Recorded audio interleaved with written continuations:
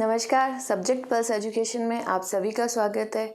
और आज का जो हमारा वीडियो है वो रीड स्पेशल जो वीडियोस हमने शुरू किए हैं उसका सेकंड वीडियो है। हमारा जो लास्ट टॉपिक था वो था माइक्रो ऑर्गेनिज्म, और ये जो वीडियो है इसी में हम कंटिन्यू कर रहे हैं उन सभी साइंटिस्ट के बारे में जिन्होंने अपना महत्वपूर्ण योगदान दिया है माइक्रोबायोलॉजी में। एग्ज़ाम्स में डायरेक्टली पूछा जा सकता है कि ये जो पर्टिकुलर साइंटिस्ट है इन्होंने अपना क्या कंट्रीब्यूशन दिया है, या ये पर्टिकुलर टर्म आपको दे सकते हैं कि ये किस साइंटिस्ट ने दिया है। तो ये एग्ज़ाम की पॉइंट ऑफ व्यू से बहुत ही इम्पोर्टेंट है, और चूंकि ये साइंटिस्ट के नाम है तो काफ़ी टिपिकल हो जाते हैं, बच्चों के लिए हार्ड हो जाता है याद करना। तो हम ट्रिक के ज़रिए इन साइंटिस्ट के नाम और इनके कंट्रीब्यूशन दोनों को ही समझते हुए चलेंगे। तो शुरू करते हैं हमारी आज की ट्रिक।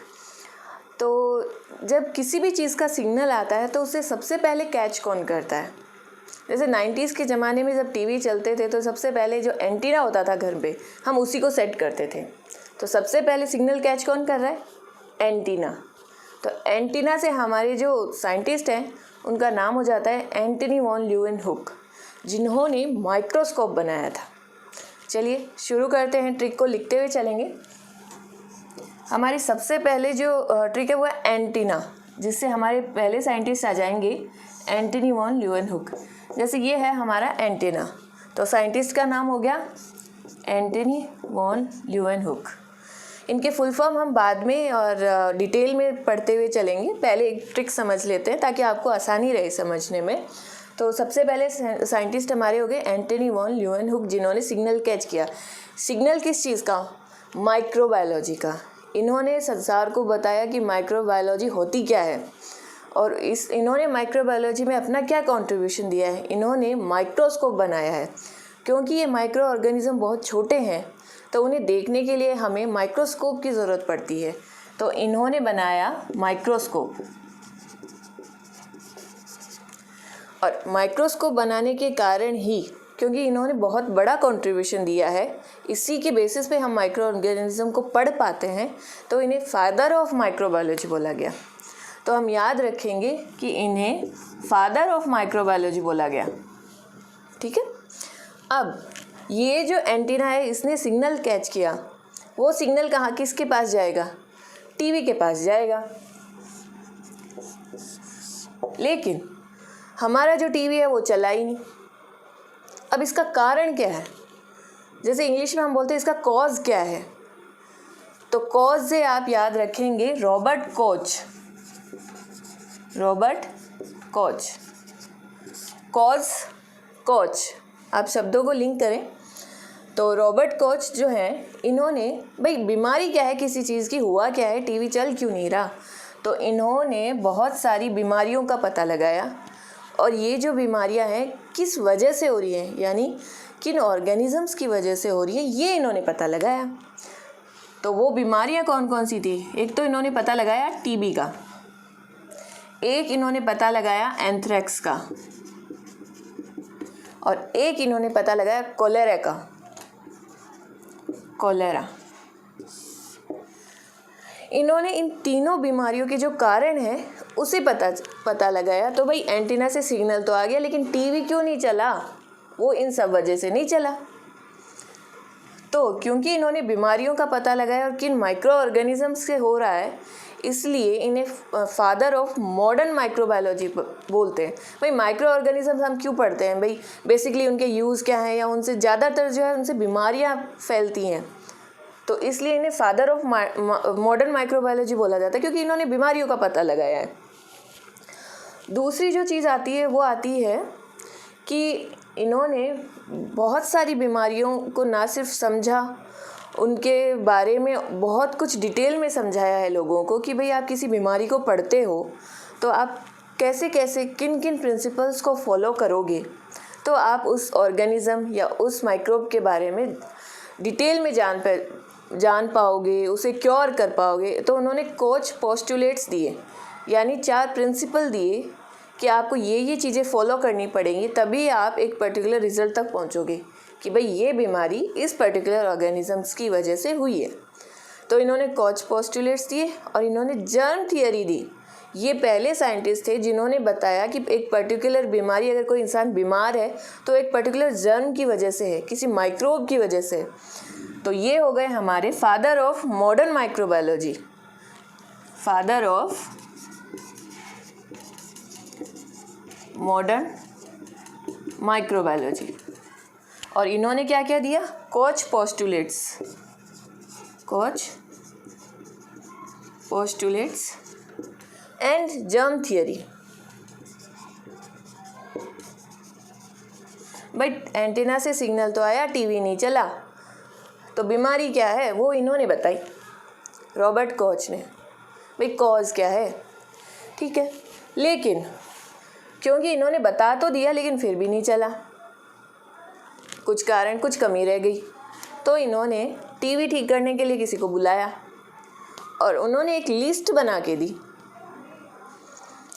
उसमें उन्होंने कुछ 4-5 पॉइंट लिखे कि भाई आपका जो टीवी है वो बहुत गंदा है, आपने उसे साफ़ सुथरा नहीं रखा। अब जैसे ये कोरोना काल चल रहा है, जैसे डॉक्टर कहते हैं भाई स्टेरिलाइज करो चीज़ों को, अपने हाथों को सैनिटाइज करो। स्टेरिलाइजेशन का मतलब सैनिटाइज करना किसी चीज़ को, ताकि जो माइक्रो ऑर्गेनिजम्स हैं वो हमारे हाथों में ही ख़त्म हो जाएं, बीमारी हमारे तक ना पहुँचे। तो उन्होंने एक लिस्ट बनाई।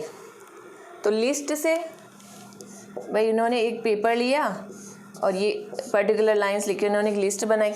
तो लिस्ट से हमारे आ गए Joseph Lister. Joseph Lister, list से हम याद रखेंगे जोसेफ लिस्टर। लिस्टर ने क्या क्या बताया? स्टेरिलाइजेशन टेक्निक बताई कि भाई आप अपने टीवी को इस एक फिनॉल उन्होंने दिया, जिसे हम कार्बोलिक एसिड बोलते हैं, कि इस टीवी को आपको इस चीज़ से क्लीन करना चाहिए, उससे आपका ये सिग्नल पकड़ेगा, टीवी चलेगा। अब इन्होंने लिस्ट बना दी, लेकिन वो लिस्ट क्या थी? फ़ैन चल रहा था तो उड़ गई। तो फ़ैन चल रहा था और वो लिस्ट फ्लाई कर गई, तो फ्लाई से फ्लेमिंग, अलेक्जेंडर फ्लेमिंग आ गए।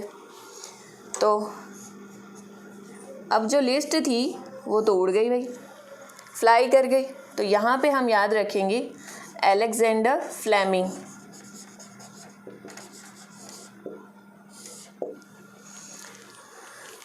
तो फैन से आप फ्लेमिंग याद रख सकते हैं या फिर फ्लाई से फ्लेमिंग याद रख सकते हैं। लिस्ट बनाई, लिस्ट उड़ गई तो फ्लेमिंग थे, इन्होंने बताया, हमें शब्दों पे ध्यान देना है, ट्रिक है ये, ताकि हमें साइंटिस्ट याद रहें और उनके कंट्रीब्यूशन। तो फ्लेमिंग जो थे उन्होंने कहा कि आपका जो टीवी है उसमें बैक्टीरियल इन्फेक्शन हो गया है। तो उन्होंने कहा कि मेरे पास एक पेंसिल है, जादुई पेंसिल, उससे मैं आपको लिस्ट बना के दूंगा, जिससे आप जो है अपने टीवी के पास रखेंगे तो बैक्टीरिया अपने आप मर जाएंगे। तो उन्होंने पेनिसिलिन नाम की एक एंटीबायोटिक बनाई। तो फ्लेमिंग जो थे, यहाँ पे हम लिख लेते हैं, लिस्टर ने स्टेरिलाइजेशन टेक्निक दी थी और फ्लेमिंग ने पेनिसिलिन एंटीबायोटिक दी। पेंसिल से आप पेनिसिलिन याद रख सकते हैं कि भाई इन्होंने पेंसिल से लिस्ट बनाई दोबारा, क्योंकि हमारी जो लिस्ट थी वो फ्लाई कर गई थी। तो फ्लेमिंग ने अपनी पेंसिल यूज़ करी और पेनिसिलिन एंटीबायोटिक दी इन्हें कि भाई आप अपने टीवी को इससे ट्रीट कीजिए, ये ठीक हो जाएगा। लेकिन वो भाई फ़ैन तो चल रहा था, लिस्ट तो फिर से उड़ सकती थी, इसलिए इन्होंने क्या कहा कि आप अपनी जो ये लिस्ट बना रहे हैं इसे पेस्ट कर दीजिए। इन्होंने कहा आप अपनी इस लिस्ट को दीवार पे किसी चीज़ से पेस्ट कर दीजिए, चिपका दीजिए। तो पेस्ट से अपने आ जाएंगे Lewis Pasteur.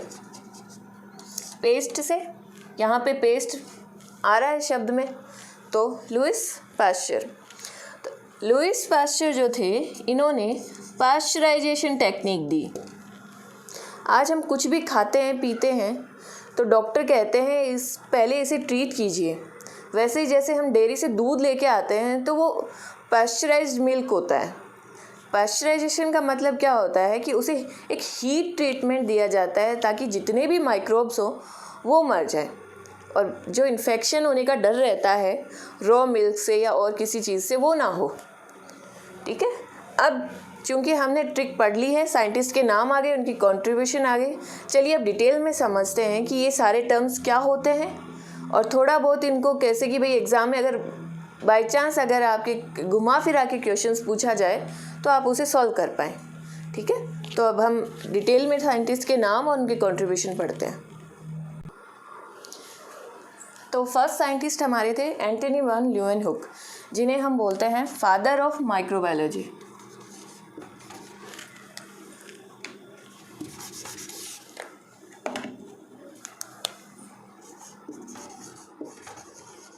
Father of microbiology क्यों? क्योंकि इन्होंने माइक्रोस्कोप डिस्कवर किया था।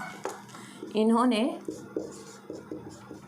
माइक्रोस्कोप डिस्कवर किया था जिसकी वजह से हम माइक्रो ऑर्गेनिजम्स को देख पाते हैं, इसलिए इन्हें फादर ऑफ माइक्रोबायोलॉजी बोला। सबसे पहले साइंटिस्ट जो थे वो यही थे जिन्होंने माइक्रोबायोलॉजी को इतना फेमस बनाया, लोगों तक पहुंचाया। तो सेकंड आते हैं रॉबर्ट कॉच, जिन्होंने बहुत सारी बीमारियों को और उनके कॉजेटिव एजेंट्स को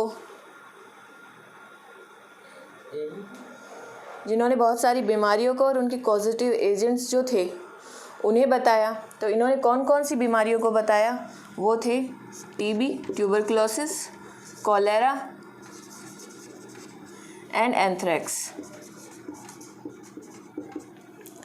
जब हम ह्यूमन वेलफेयर और डिजीज़ के बारे में पढ़ेंगे, जो भी आपके एक टॉपिक है रीड सिलेबस में, तब हम बहुत सारी ऐसी बीमारियों के बारे में पढ़ेंगे और वो किन किन वजह से होते हैं उनके बारे में, और माइक्रोब्स के नाम वो भी पढ़ेंगे।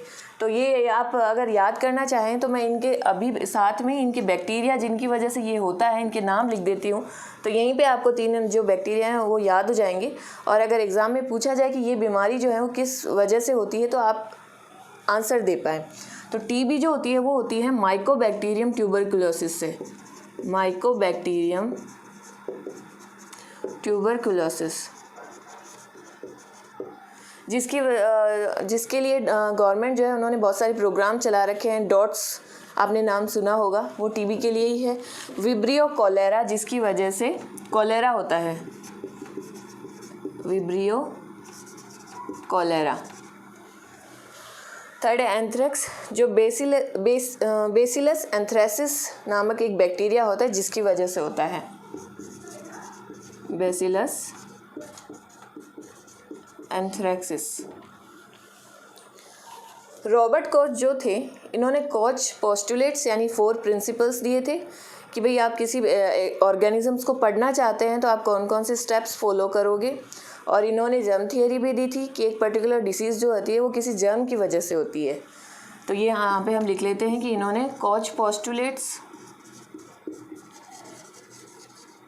और जर्म थियरी भी दी थी। इतना सारा काम करने की वजह से इन्हें फादर ऑफ मॉडर्न माइक्रोबायोलॉजी भी कहा जाता है। तो इन्हें हम लिखेंगे फादर ऑफ मॉडर्न माइक्रोबायोलॉजी। अब आते हैं जोसेफ लिस्टर, जिन्होंने सैनिटाइजेशन या उसका दूसरा नाम स्टरलाइजेशन, किसी भी चीज़ को यूज़ करने से पहले उसे स्टरलाइज करना चाहिए ताकि उसके ऊपर जो भी माइक्रोब्स प्रेजेंट हैं वो मर जाएं, ख़त्म हो जाएं, ताकि इन्फेक्शन का डर ना रहे। हम किसी भी अगर डॉक्टर को विज़िट करते हैं तो हम देखते हैं कि अगर वो कोई भी अगर इक्विपमेंट हम पे यूज़ करते हैं तो वो उसे पहले किसी चीज़ से स्टरलाइज करते हैं, सैनिटाइज करते हैं ताकि इन्फेक्शन ना हो। और उसके लिए इन्होंने कौन सी चीज़ का यूज़ किया था? कार्बोलिक एसिड, जिसे हम फिनॉल भी कहते हैं, स्टरलाइजेशन के लिए। तो इन्होंने स्टरलाइजेशन टेक्निक दी थी, कार्बोलिक एसिड, जो कि है फिनॉल। उसके बाद में आते हैं अलेक्जेंडर फ्लेमिंग, जिन्होंने एंटीबायोटिक पेनिसिलिन दी थी। Antibiotic penicillin. ये पेनिसिलिन जो है वो एक फंगी है जिसका नाम है पेनिसिलियम नोटेटम। हम जिससे ये पेनिसिलिन नाम की जो एंटीबायोटिक है ये ऑब्टेन करते हैं, यानी पेनिसिलियम नोटेटम से हमें पेनिसिलिन नामक एंटीबायोटिक प्राप्त होती है। जो कि एक एंटी बैक्टीरियल है, यानी ये बैक्टीरिया को किल कर देती है। ये हमें प्राप्त होती है पेनिसिलियम नोटेटम, जो कि एक फंगी है। एग्ज़ाम्स में हमें इसका नाम भी पूछा जा सकता है कि पेनिसिलिन जो एंटीबायोटिक है वो हमें किससे प्राप्त होती है। तो हम जब डॉक्टर को विज़िट करते हैं तो कई बार सुनते हैं कि डॉक्टर ने एंटीबायोटिक दी है, तो वो एंटीबायोटिक काम कैसे करती है। तो यहाँ पे हम समझते हैं कि पेनिसिलिन जो एंटीबायोटिक है वो काम कैसे करती है। जब हमें बैक्टीरियल इन्फेक्शन होता है, तो अब आगे के टॉपिक में हम बैक्टीरिया के स्ट्रक्चर पढ़ेंगे, तो उसमें हम पढ़ेंगे कि बैक्टीरिया की जो एक आउटर कवरिंग होती है उसे हम बोलते हैं सेल वॉल। तो उस सेल वॉल जो होती है वो बनी होती है पेप्टाइडोग्लाइकन की, और वो जो पेप्टाइडोग्लाइकन है उसे ब्रेक करता है पेनिसिलिन।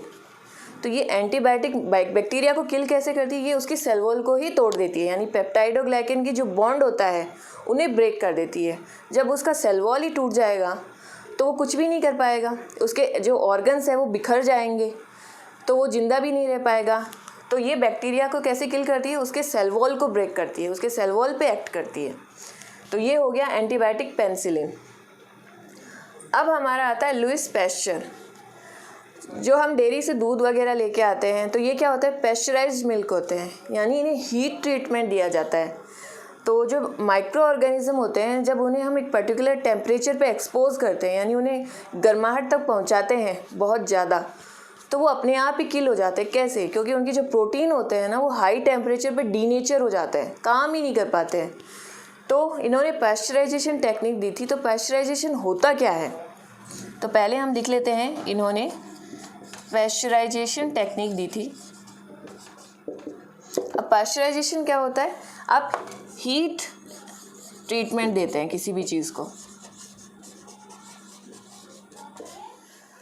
तो इसमें दो होता है, या तो आप 62 डिग्री सेंटीग्रेड पे 63 डिग्री सेंटीग्रेड पे 30 मिनट्स के लिए उस पर्टिकुलर आपका जो खाना है या पीने की जो भी चीज़ है उसे एक्सपोज करो, या फिर 72 डिग्री सेंटीग्रेड पे 15 सेकेंड्स के लिए उस चीज़ को एक्सपोज करो।